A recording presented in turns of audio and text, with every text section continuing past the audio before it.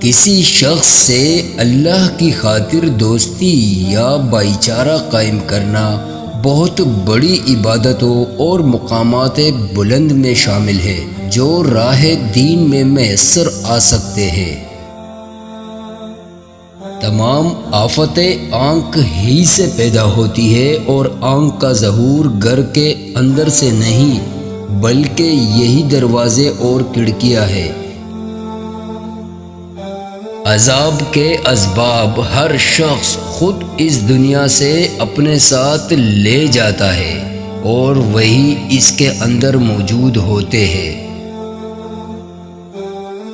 جس چیز کی معرفت حاصل ہو جائے وہ چیز جس قدر عظیم اور افضل تر ہوگی اتنی ہی لذت بھی زیادہ ہوگی۔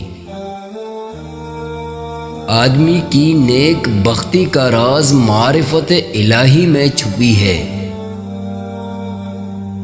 جب انسان گناہ کا ارتکاب کرتا ہے اس سے اس کی پاکیزہ اور معصوم فطرت متاثر ہوتی ہے اور آہستہ آہستہ گناہوں سے اس کی نفرت ان سے انس میں تبدیل ہو جاتی ہے۔ لیکن جب کوئی شخص بڑے بڑے گناہوں سے بچنے کا پختہ ارادہ کر لیتا ہے اور ساری آسائشوں بلکہ اشتعال انگیزیوں کے باوجود اپنا دامن بچانے کی سعی کرتا ہے تو اس کشمکش سے اس کے دل کے آئینے سے زنگ دور ہونے لگتا ہے۔